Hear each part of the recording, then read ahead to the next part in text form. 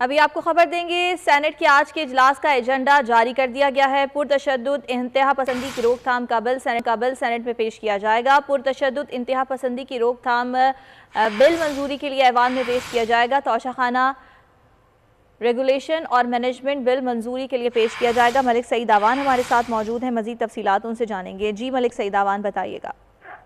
جی بالکل، آج چھٹی والے دن بھی سینٹ کا اجلاس جو ہے وہ اب سے کچھ دیر بعد ہونے جا رہا ہے۔ سینٹ کا ایجنڈا جو ہے وہ جاری کر دیا گیا، جس میں پرتشدد انتہا پسندی کی روک تھام کا بل جو ہے وہ پیش کیا جائے گا، اور جس کے بعد وہ منظوری کے لیے بھی ایوان سے جو ہے وہ منظوری بھی لی جائے گی۔ اس کے علاوہ توشہ خانہ ریگولیشن اور مینجمنٹ بل بھی منظوری کے لیے پیش کیا جائے گا۔ اس کے علاوہ قومی اسمبلی سے منظور شدہ پاکستان ایئرپورٹ اتھارٹی بل بھی منظوری کے لیے پیش کیا جائے گا۔ اس کے علاوہ پاکستان سول ایویشن بل جو ہے وہ بھی سینٹ سے منظوری کے لیے پیش کیا جائے گا۔ قومی اسمبلی سے منظور شدہ پاکستان ایئر سیفٹی انویسٹیگیشن بل منظوری کے لیے بھی پیش کیا جائے گا، اور اس کے علاوہ پاکستان حکومت حالات بل بھی منظوری کے لیے پیش کیا جائے گا۔